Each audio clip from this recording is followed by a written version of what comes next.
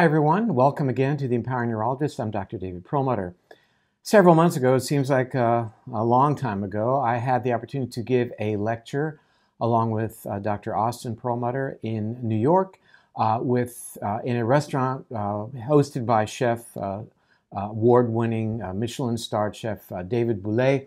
And David Bouley has described our guest today on the Empowering Neurologist, Dr. Naidoo, and this is her book. We're going to talk about this in just a moment, called This Is Your Brain on Food. David Bouley has described her as the world's first triple threat in the food as medicine space. You know, a lot of us who are in integrative/functional medicine consider ourselves to be in the food as medicine space because we talk about the healthful properties of being on a good diet. Dr. Naidoo is a Harvard-trained psychiatrist. She's also a professional chef, graduating with a culinary degree with the most coveted award from a culinary school and as a nutrition specialist. Her niche is working with nutritional psychiatry. You know, that's a term we haven't heard a lot about, but we certainly will moving forward, especially today. So she's regarded nationally as well as internationally as a medical pioneer in this field. She, in her role as a clinical scientist, she has founded and directs the first hospital-based clinical services in nutritional psychiatry that in the United States. She's the director of nutritional and lifestyle psychiatry at the very prestigious Massachusetts General Hospital, and director of nutritional psychiatry at MGH Academy, while serving at the same time on the faculty at Harvard Medical School. She graduated from Harvard Longwood Psychiatry Residency Training Program in Boston, during which she was the recipient of multiple awards, including the Junior Investigator Award from the American Psychiatric Association, Leadership Development for Physicians and Scientists Award from Harvard, as well as being the very first psychiatrist to be awarded the coveted Curtis Prout Scholar in Medical Education. The American Psychiatric Association has now asked her to author the first academic text in nutritional psychiatry. And as mentioned, she is the author of this new book, This Is Your Brain on Food. Just want to say that, think about it, that there will soon be an academic text championed by the American Psychiatric Association dealing with the role of nutrition in terms of relating to psychiatry. We're really, really moving forward. How exciting. So also exciting is the interview we'll do today. So let's jump right into it. Hello, Dr. Naidoo. How are you doing? I'm very well, thanks, Dr. Perlmutter. Thanks for having me. Oh, I am absolutely delighted. You know, there's been a lot of literature. A lot of us have been working really hard in the area of nutrition and nutritional influences on preservation of cognition, and actually even treating cognitive decline. When you look at the work of Dr. Bredesen, for example. Mm-hmm. But you have really hit the ball out of the park in really opening up our understanding of the powerful influence of nutrition as it relates to psychiatric situations. And I'm going to turn the tables on you right now, because this is a question I get all the time, and I've probably answered it 100 times. But what, here you are as a psychiatrist, but what caused you to suddenly, maybe it wasn't sudden, realize that there was benefit in considering the foods that people were consuming as it relates to your discipline? I think that's a great question, and thank you for asking me that. I think it really started as I was training in psychiatry, and I was learning the psychopharmacology of the medications I was starting to prescribe.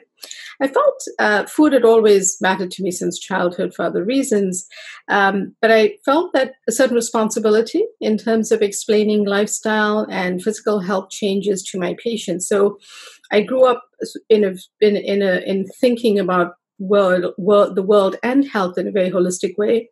And I felt that if I was going to prescribe a medication, my patients should know the side effects. And one story that always brings it to mind for me is sitting in my community clinic as a resident, and a patient brought in there. We live in Boston, so we love Dunkin' Donuts coffee. And patient brought in a 20-ounce size of coffee, and he, at the same time, was complaining about the weight he had gained on the medication I had prescribed, which was an SSRI. And I looked at the coffee and I said to him, that's a good sized coffee. You get that every morning. And as the conversation went on further, we calculated that he put a quarter cup of cream, between a quarter to a half a cup of cream in a 20-ounce size of coffee, and about 8 teaspoons of sugar. And we broke that down and helped him to understand that just by making that tweak, he could not only save himself on some fat calories, but make healthier choices.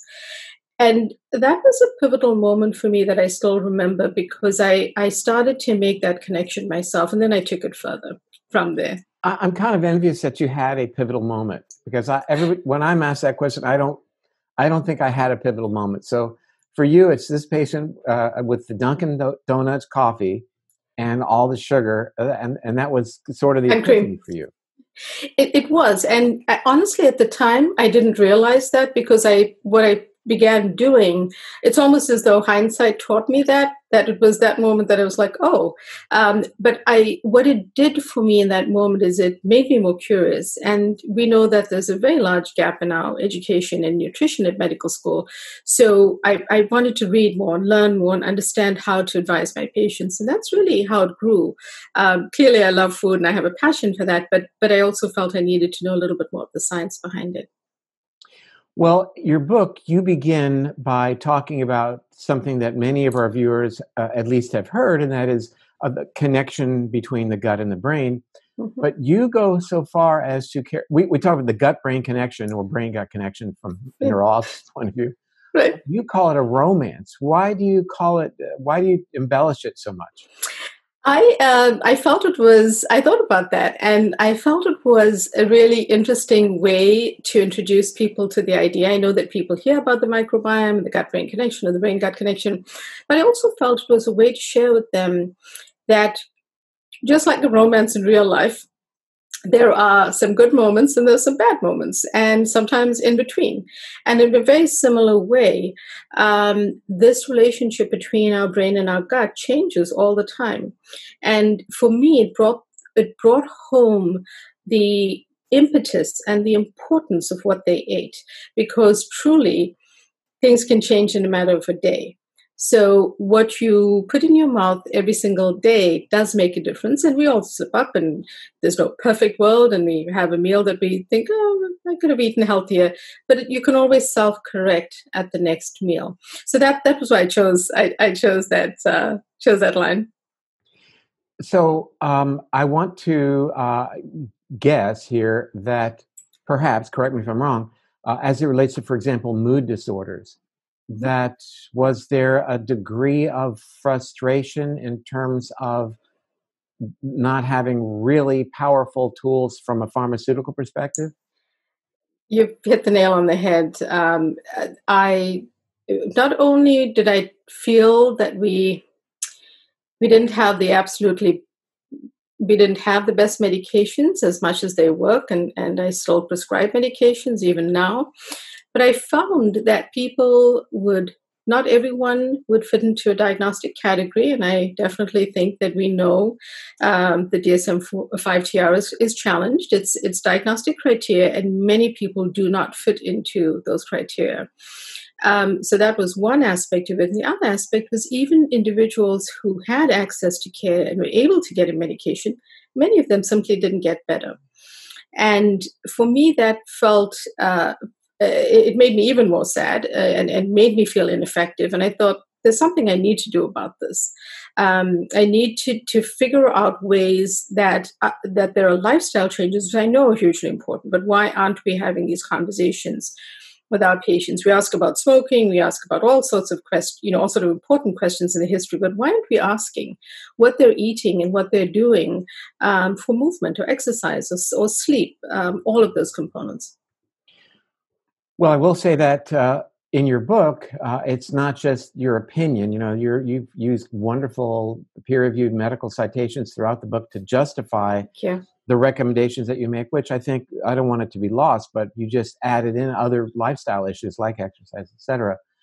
As it relates to anxiety, one of the interesting things, we've been hearing about anti-anxiety foods, but you made it clear in your book that the research would indicate that while you can get tryptophan from various foods like dried fruit and turkey, etc., that the research really doesn't support those foods, but it really tends to more be supportive of taking tryptophan as a supplement as it relates to being beneficial towards treating anxiety. So how does that play out in terms of a dietary recommendation? So it's interesting because tryptophan is not only so important. There are two things that I discovered that were new information, new scientific information for me to integrate my understanding of tryptophan. One was that tryptophan on its own, in the form that it's say may be eaten from say Thanksgiving turkey, does not necessarily enter the brain in that form. Secondly, it usually, actually, there are three things. The second thing is that it's also found in things like chickpeas. So they're a very rich source of tryptophan. And the third is that absorption into the brain is impacted by eating them with carbohydrates. So I make a little joke in the book talking about, so, we may think it's just the turkey we eat at Thanksgiving, but it actually might be the mashed potatoes that make the difference. And what the studies showed was that because tryptophan is such a big player in terms of the serotonin pathway synthesis and the major neurochemicals, it interacts in that way. So, I think there are certain instances in situations such as anxiety where we think about supplementing what we would like people to eat in foods like zinc. You may get a ton of zinc from oysters, but not everyone eats oysters, and the plant sources of zinc are much smaller. So, you almost like you have to tweak it in a very personalized way for every single patient. Well, I think, that's why they call them supplements, because if you are able to track down foods that are high in one thing or another, maybe that's good enough. Let's explore just a little bit deeper the role of serotonin and anxiety and depression, and how inflammation that we might experience in our bodies from gut permeability, from eating perhaps allergenic foods and other sources like glycation of our proteins from having a high blood sugar. How might inflammation be something, A, that can influence these mood disorders, and B, something that we could then target in order to experience some improvement? The best way I could probably describe it is that a client that I saw who was referred to me for severe panic. And as I took a history, his primary care physician asked him to speak with me. As I took, lengthy history, I uncovered that the most uncomfortable symptom for him was his irritable bowel symptoms. And so as we sort of unpacked the information, it turned out that he had changed his diet. He was a young father, and he and his wife were enjoying their first child, but it had become stressful. His sleep had changed. He was more stressed. He had to work more because his wife took a little bit of time off. And all of these things changed his diet because fast foods became more accessible. Store-bought processed foods were easier. The vending machine at work became accessible when he had forgotten to pack lunch or a snack. And his diet had changed over a period of about 6 months. And as he noticed that, he also noticed that he suddenly had these symptoms that his primary care doctor were calling irritable bowel that he had not had before. We made the connection slowly between the significant change in his diet, from usually eating home-cooked meals and a pretty healthy, well-rounded diet, not the typical SAD diet as we call it, a standard American diet, but he had been a relatively healthy eater, and all of this had flipped over on itself. And as we explained it to him, and I like to use this example, as he was eating poorer nutrients in the food, they were impacting the lining of his gut. And 90% or more of the serotonin receptors are found in the gut. So inevitably what was happening is as his gut was being impacted, and the term leaky gut was something I explained to him, Then the bidirectional communication between the gut and the brain through the vagus nerve was impacted. Serotonin was impacted directly from that. And the inflammation that was being created by these processed and ultra processed foods that he was now eating was literally damaging this really thin film, this layer in the gut. And I usually will, from my culinary background, I'll say to someone, have you ever seen a sausage being folded? Well, the lining for the sausage is really as thin as some of the lining is in the gut, so it's delicate. That's a way to convey that it's delicate, and the serotonin levels are impacted. And what happened was that he then developed significant anxiety to the point that he had what we thought was a full-blown panic attack. But when we looked at the root cause, it had been this dietary change that led to inflammation in his gut, impacted serotonin, became, intestinal permeability, or as it's called, leaky gut, and then impacted inflammation in his brain, thereby impacting his neurochemicals. Well, I would say to our viewers, keep in mind that when if you are visiting an integrative / functional medicine practitioner, oftentimes these days, there are tests available that can determine gut permeability and levels of inflammation that really can give you kind of a powerful sense that this might be the location where we need to pay attention. Because, in your book, for example, you talk about ways of healing that gut using things like fermented foods and higher fiber, at the same time restricting various foods that can be damaging to the gut lining and altering the gut bacteria, such as that would have otherwise increased inflammation, being so detrimental. You, in that chapter, focused a bit on magnesium, and we've talked about this on the program quite extensively, how pervasive magnesium deficiency or inadequacy really is, not just in America, but in developed countries around the world, reflecting the lower levels of magnesium, for example, in the soil that grows our crops. Yes. So how do you go about identifying low magnesium? What might it correlate with in terms of clinical manifestations, and how do you fix it? That's a great question. That's an interesting question, and it's a really good one because I think about it a lot. I was taught, by one of my mentors and who helped guide me in this area, that it's not a dangerous supplement to take, even though I truly want my patients to be eating foods that have those nutrients in them and minerals. It's one of the few that if you come in super anxious and you really are opposed to taking a medication in any way, I'm not sure that an SSRI would be the most helpful. Also, it would take 3 to 3 weeks to actually work. It's not a bad choice to make. Now, you could do it through food as well, and we actually try to do both. But if you wanted to take a little bit of supplementation to start, that would be okay. I prefer, though, depending on the level of distress of the patient, to start with food choices and really have them start incorporating, folates and nuts and different complete whole foods that would boost their magnesium levels anyway. And in someone who has mild to moderate anxiety, you can quite easily do that. And usually in my office, they're presenting with, either panic, anxiety, feeling as though things are changing in their body, and they are not usually an anxious person. Something at work that normally wouldn't faze them is throwing them over the edge.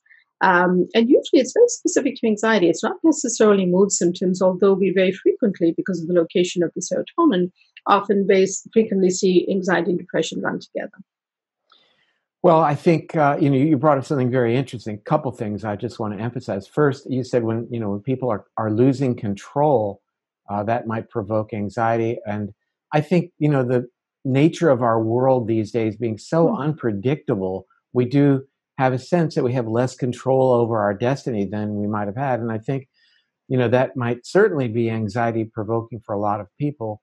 And the other thing, two things you mentioned were, first, the great safety profile in terms of magnesium. I think if people take too much magnesium, maybe they'll get diarrhea. And maybe there are other things at very high levels, but it's a very safe supplement.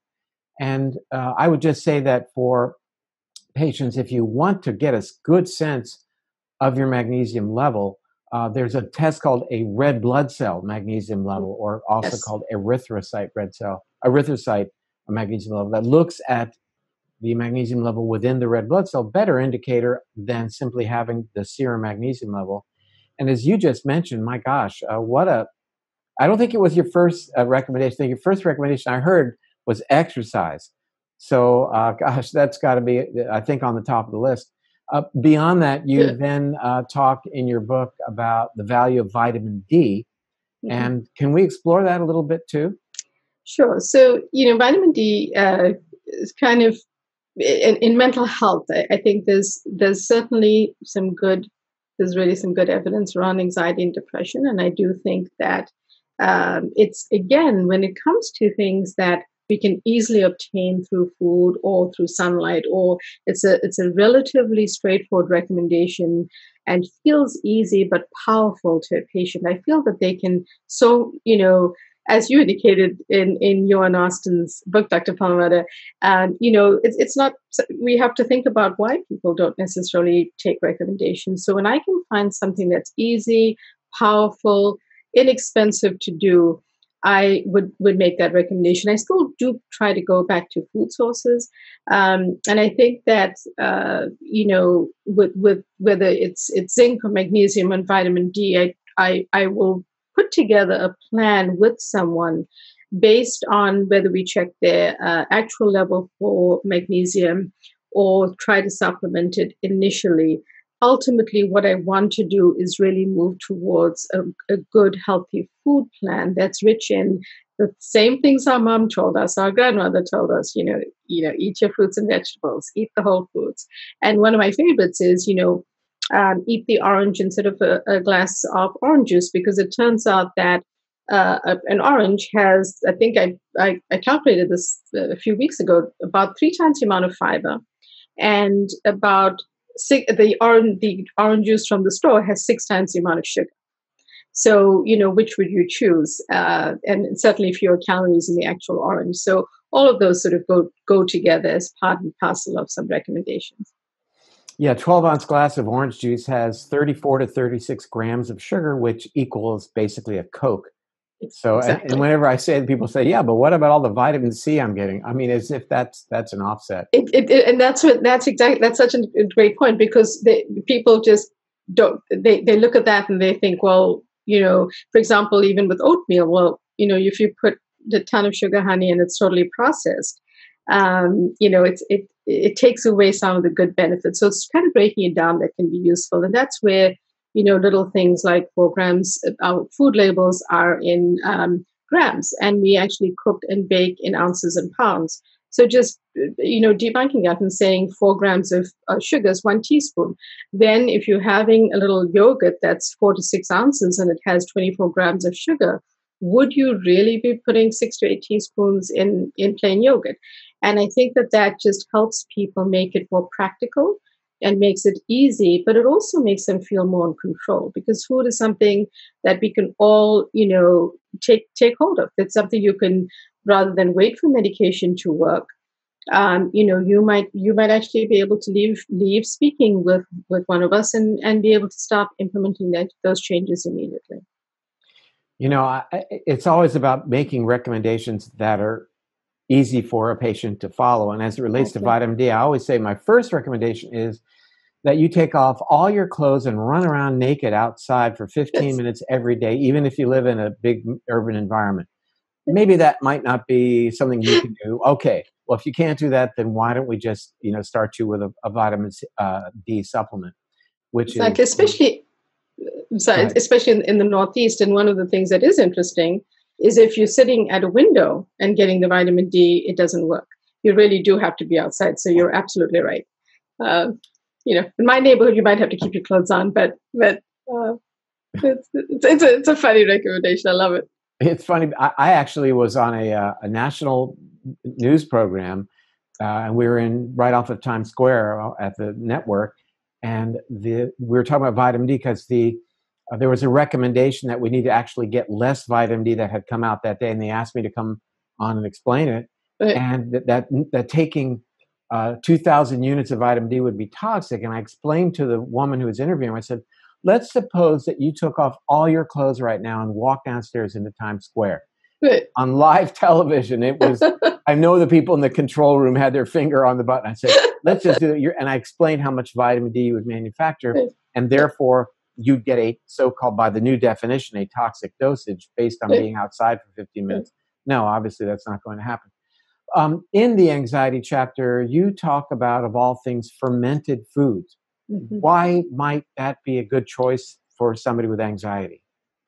So the fermented foods, things like unflavored, unsweetened kefir, which is a soured yogurt, or sauerkraut, or kimchi, the Korean pickle, or miso, all of these, or kombucha, which is something that people quite enjoy these days. The fermented foods really help. They help our gut bacteria, and just like fiber helps the healthy bacteria grow, the fermented foods really kind of balance out, feeding and supporting the balance of the good bacteria in the gut.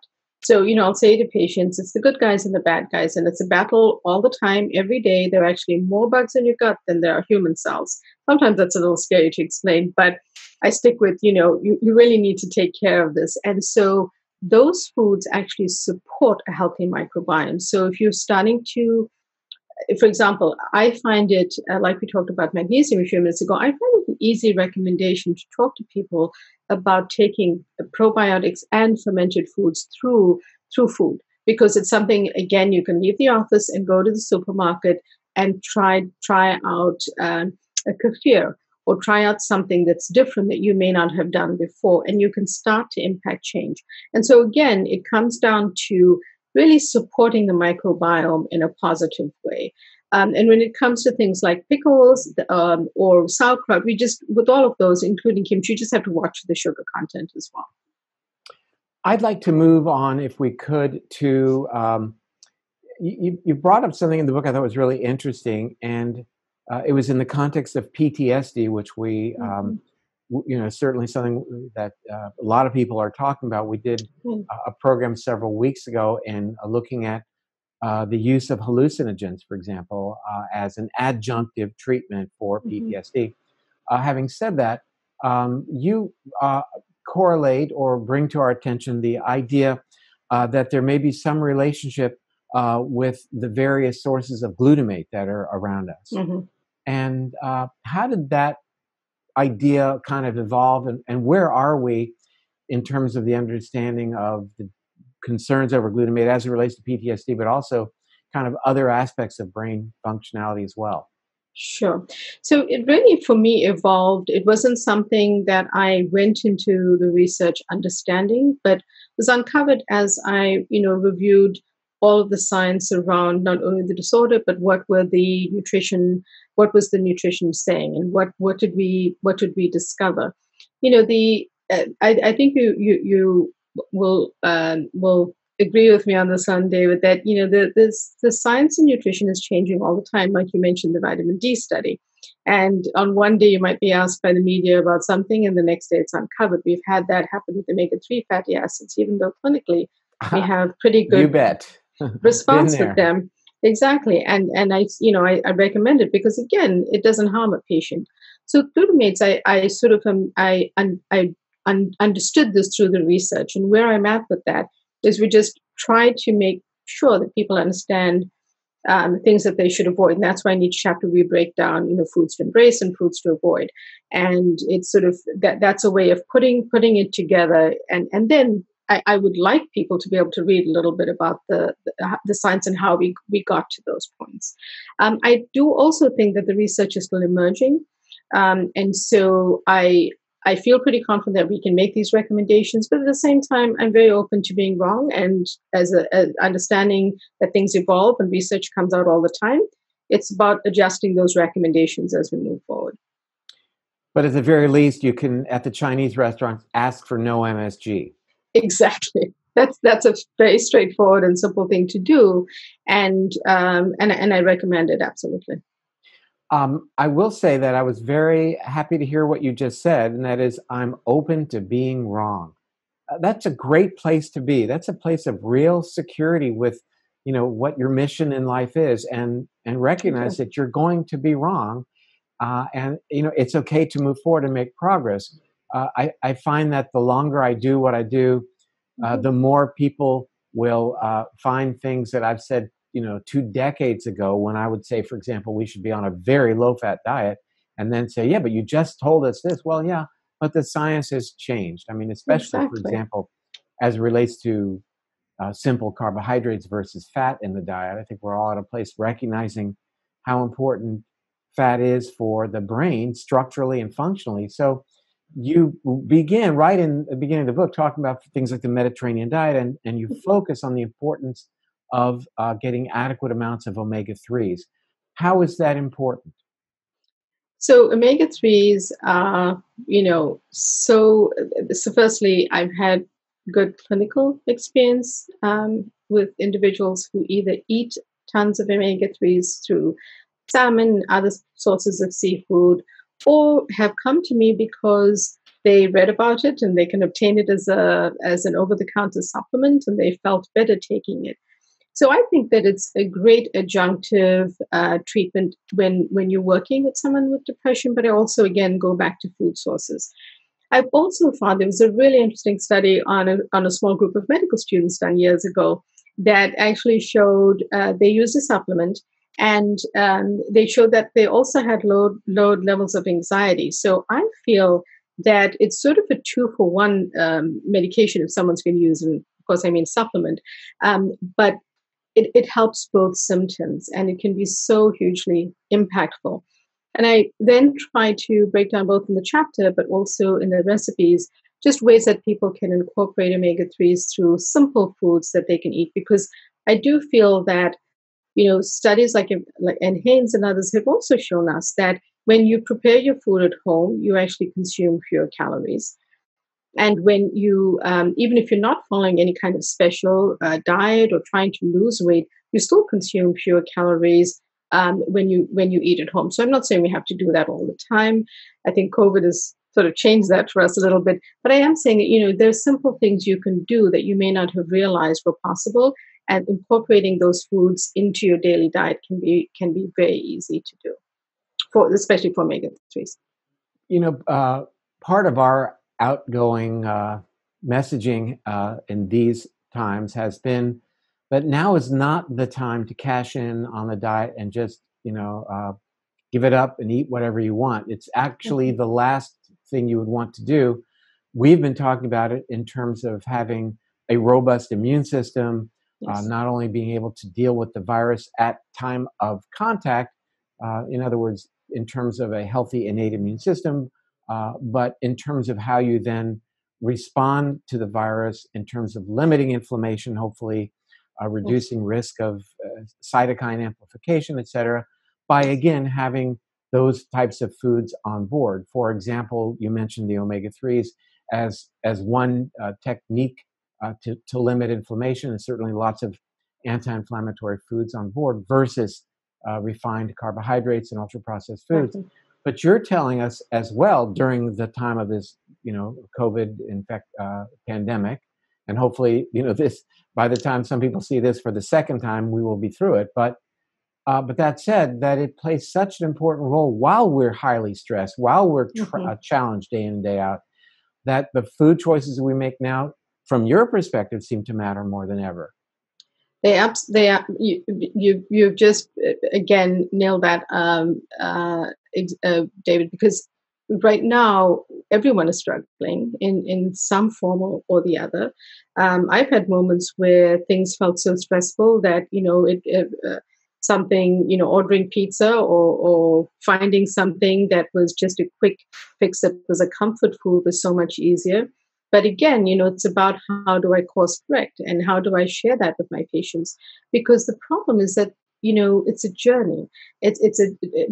This attaining better health, improving how you feel emotionally is a journey. Many people know the connections from wonderful doctors like yourself about how our bodies and minds and are affected by nutrition and so many other things. I think the thing that people don't understand is that food actually does impact your mood. Food actually impacts anxiety. And so if we're making poor choices every day during lockdown or during the pandemic, those are going to carry forward. It's not just the weight. In fact, it might be difficult to shed those pounds, but the problem with reversing the inflammation, a leaky gut, the impact on your stress level, your depression, anxiety, and even symptoms of PTSD, poor sleep, all of that will linger.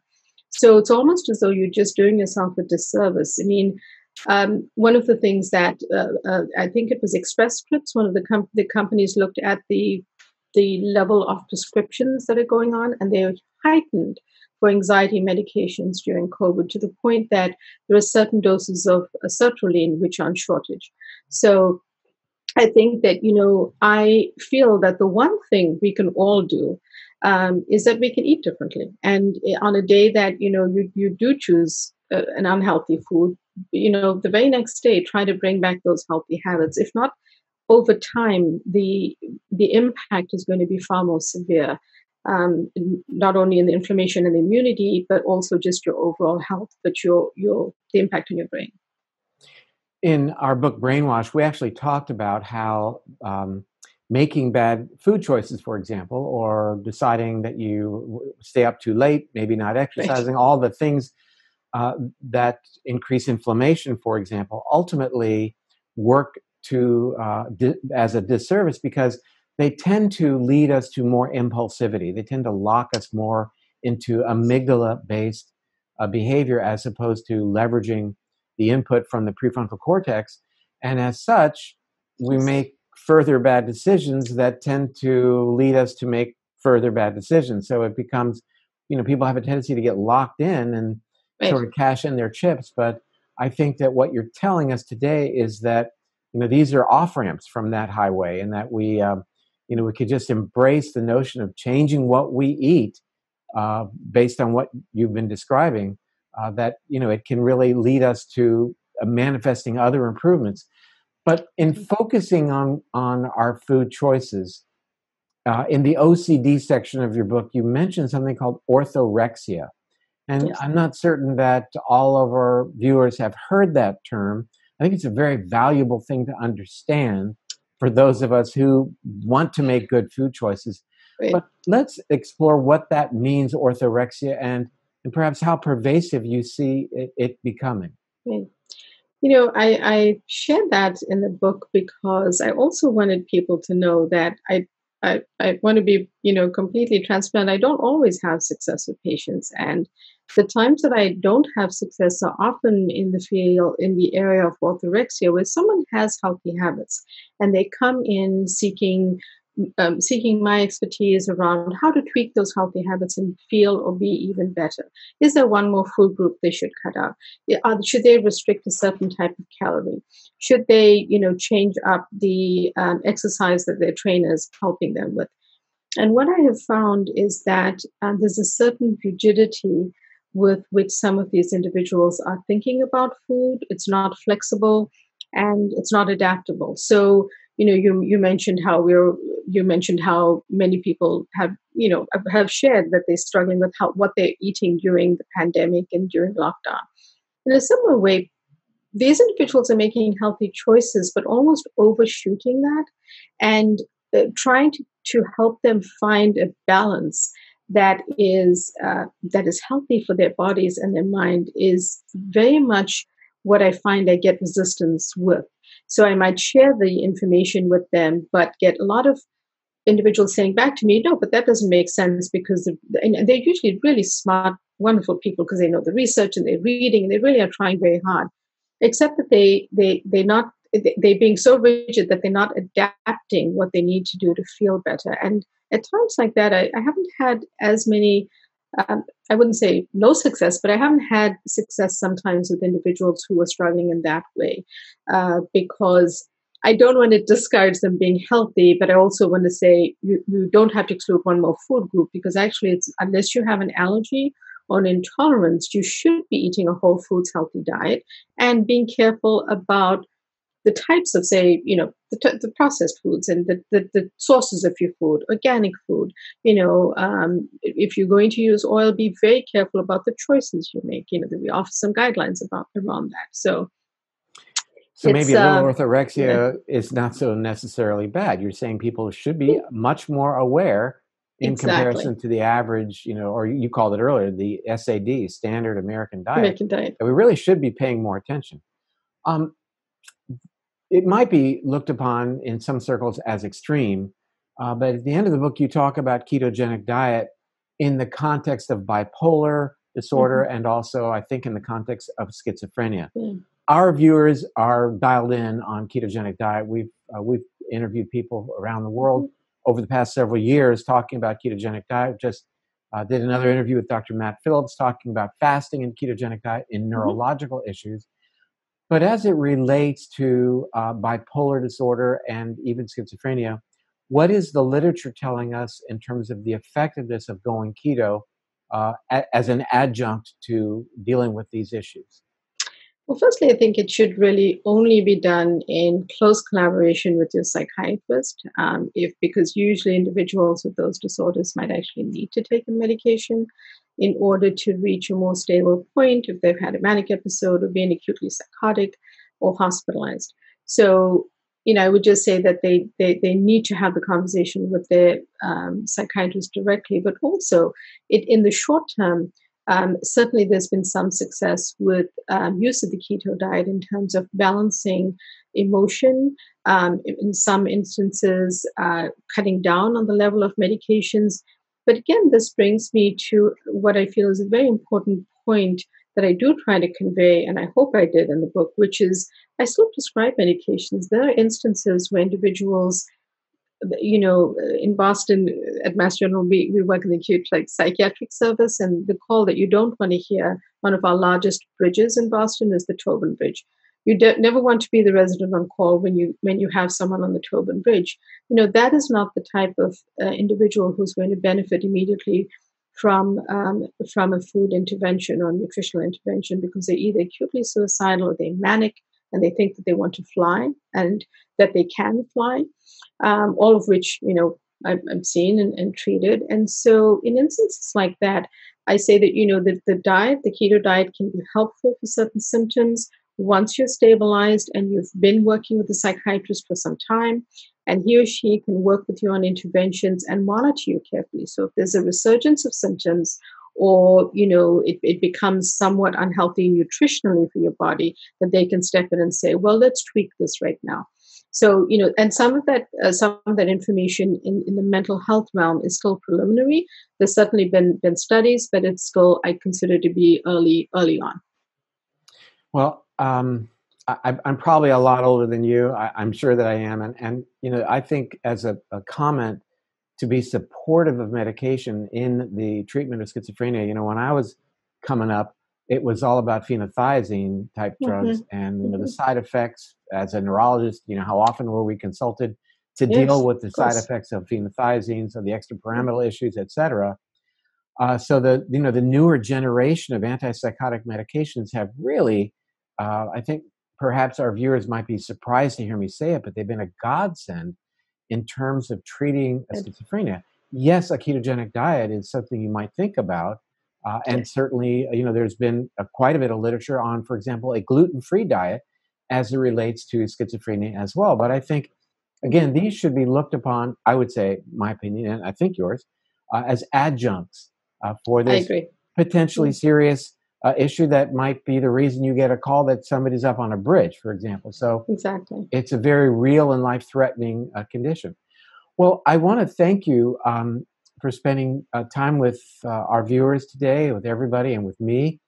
And I thought it would be fair and reasonable to just let everybody know that before we started recording, you and I had a bit of a heart-to-heart Hmm. that these are challenging times for everyone. And, while we're all doing the best we can in terms of, looking at the foods we're eating, trying to get exercise, getting out of doors, meditating, paying attention to our sleep, that still each and every one of us, I think, has a moment when you feel the challenge that things are different and disruptive, and we can't predict tomorrow, and it's anxiety producing. And I was it was great to, having never met you but meeting you now virtually, have a moment of heart to heart that we shared that, and I think it's great to be transparent for everybody out there who's Absolutely. watching this broadcast, that no one gets a free ticket on this one.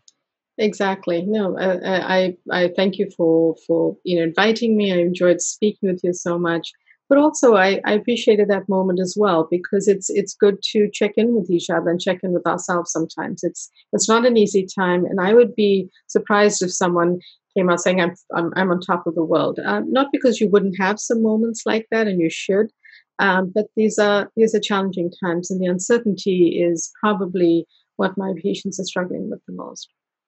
Well, great. And best of luck with your book. I took it apart, as you can see. I Thank enjoyed it. you. And thanks for spending time with us today. Thank you so much.